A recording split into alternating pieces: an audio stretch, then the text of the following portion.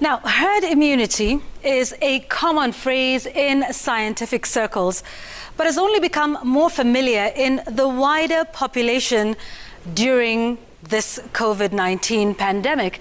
In fact, the president of Kenya even spoke about it in his most recent address to the nation on the very latest regarding the COVID-19 situation in the country. With a vaccinated population of 30 million people, this will allow us to begin the journey for herd immunity against this pandemic. So, just what is herd immunity? Now, it is said to have been achieved when a majority of the population, the herd, is immune to a disease or a virus. Now, this would help to slow down the spread of a disease. So basically what is happening is that the virus can't spread because it keeps encountering people who are already immune to it, and so it fizzles out, essentially running out of hosts or humans, if you like, to infect. Now, you don't need everyone to be immune, just a proportion, a significantly large one to be immune. That threshold depends on the disease. The more infectious it is, the higher the proportion. For instance, measles, which is a highly infectious disease, needs about 95% of the population to be immune for herd immunity to be said to have achieved. Now, of course, more research needs to be done and is ongoing on the COVID-19 pandemic, but experts put that threshold at 70%. And so how do we achieve this? Well, there are generally two paths to herd immunity. The first is natural infection. Now, this one is controversial. This principle basically involves surrendering to the virus, doing nothing about it and allowing it to spread in the population, hoping that people will get it, recover, and then naturally develop immunity. You might have heard it suggested by former US President Donald Trump, and was even suggested as an approach by Sweden in the early days. Now, this raises some serious moral and ethical issues. First, you're not sure if everyone who recovers from the disease builds up sufficient immunity. You see, some people have contracted the disease after recovering from it previously. But more controversially, this approach basically allows people to get infected and potentially die without doing anything about it. So how many would actually have to get infected and die for herd immunity to be achieved? 70% of the population?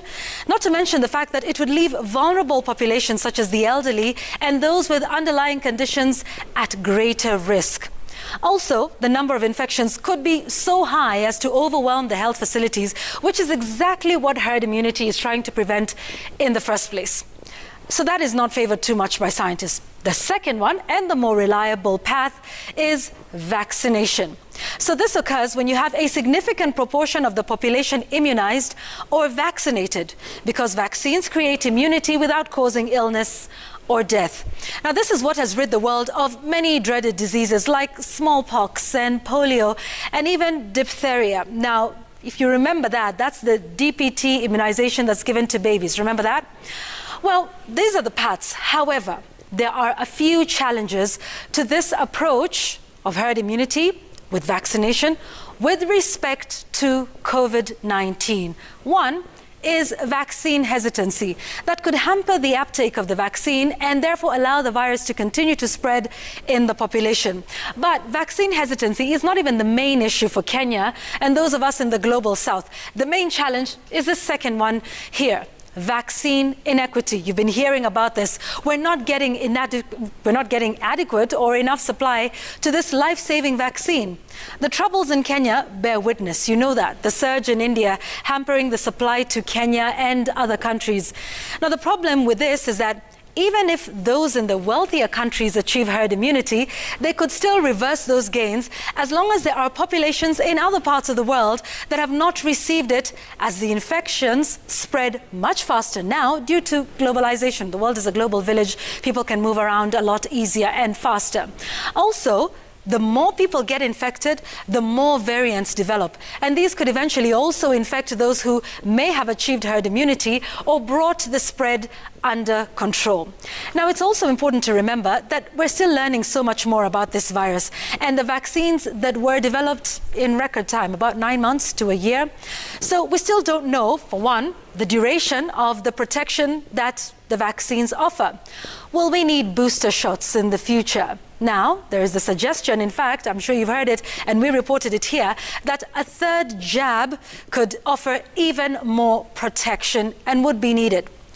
Now, here's another thing to remember about herd immunity is that it is not a destination, it is a journey, meaning once it has been achieved, it needs to be maintained. So you would need to keep vaccinating people. You don't attain it and then you rest on your laurels and say, okay, you know, we're good, we've done it, we've beaten the virus.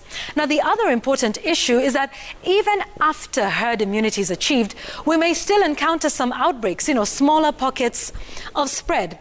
Hopefully, though, those are on a smaller scale that, you know, are manageable by our health facilities and our health systems. For instance, we've just launched a measles and rubella immunization exercise in the country. Both diseases were brought under control years ago through vaccine-induced herd immunity.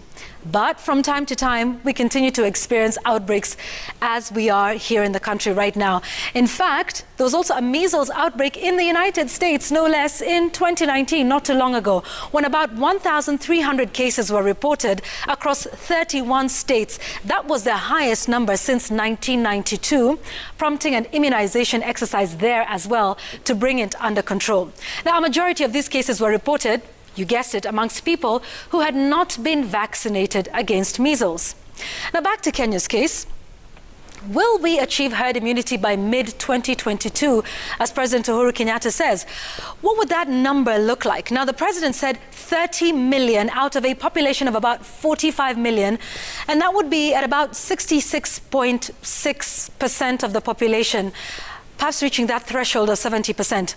But let me also add this. It's not an exact science. And that's why possibly in the president's written speech, that term herd immunity is actually put in quotes.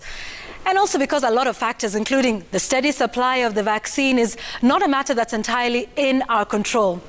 It's typically an aspiration on our part rather than a certainty. That's all you need to know about herd immunity on My Explainer tonight.